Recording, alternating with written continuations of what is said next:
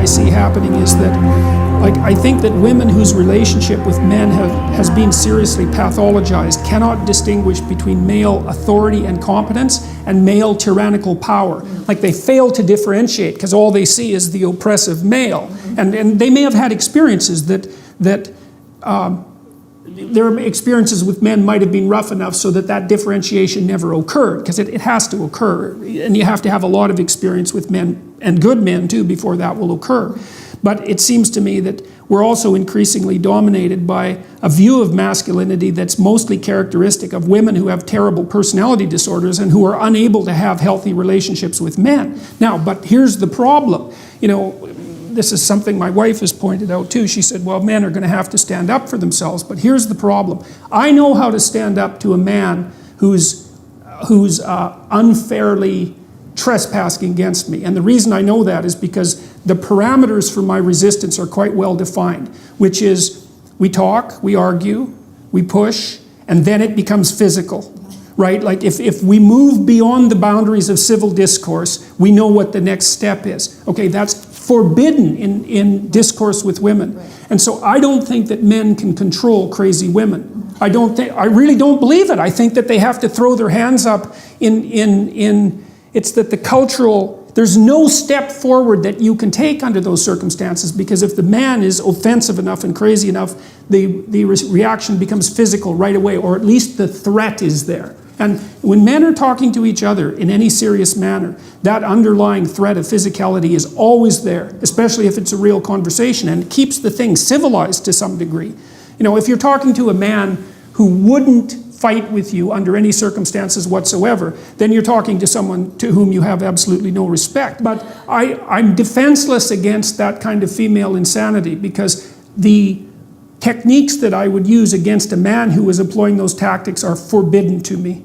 So I don't know, like, it seems to me that it isn't men that have to stand up and say enough of this, even though that is what they should do. It seems to me that it's sane women who have to stand up against their crazy sisters and say, look, enough of that, enough man-hating, enough pathology, enough bringing disgrace on us as a gender. But the problem there, and then I'll stop my little tirade, is that most of the women I know who are sane are busy doing sane things, right? They're off, they have their career, they have their family, they're quite occupied, and they don't seem to have the time or maybe even the interest to go after their crazy harpy sisters. And so I don't see any regulating force for that terrible femininity. And it seems to me to be invading the culture and undermining the masculine power of the culture in a way that's, I think, fatal. I really do believe that. I too believe that this is symptomatic of the decline of Western culture, and it will just go down flat. I don't think people realize that, you know, masculinity still exists, okay, in the world as a code among jihadists, okay, and when you have passionate masculinity, okay, circling the borders like the Huns and the Vandals during the Roman Empire, that's what I see. I see this culture rotting from within, okay, and disemboweling itself, literally.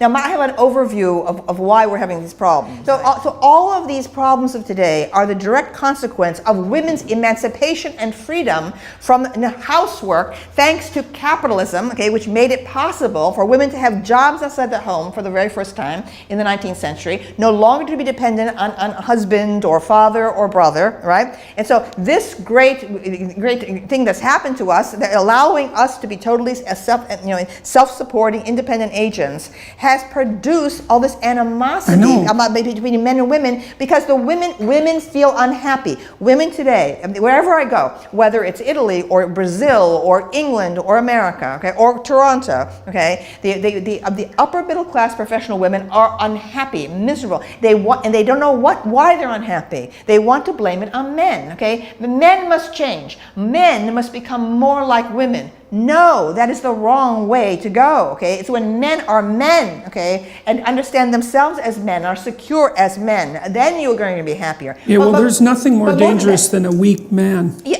absolutely, okay, and especially all these quislings, okay, spouting feminist rhetoric. When I hear that, okay, it makes me sick. But here's the point. Men and women have never worked side by side, ever. Maybe on the farms, okay, when you were like, maybe one person's in the potato field, the other one's over here in the doing tomatoes or whatever, okay? You had families working side by side, exhausted with each other, no time to have any clash of this. It was a collaborative effort on farms and so on. Never in all of human history have men and women been working side by side. And women are now the pressure about Silicon Valley. They're also sexist. Oh, they don't allow women in and so on. The men are being men in Silicon Valley, all right, and so on. And the especially women, the engineers. And the women are demanding that, oh, this is terrible, you're being sexist. Maybe the sexes, okay, have their own particular form of rhetoric, their own particular form of, of identity, okay. Maybe, okay, we need to re-examine, okay, this business about, maybe we have to perhaps accept some degree of tension and conflict between the sexes, okay, in a work environment. I don't mean harassment.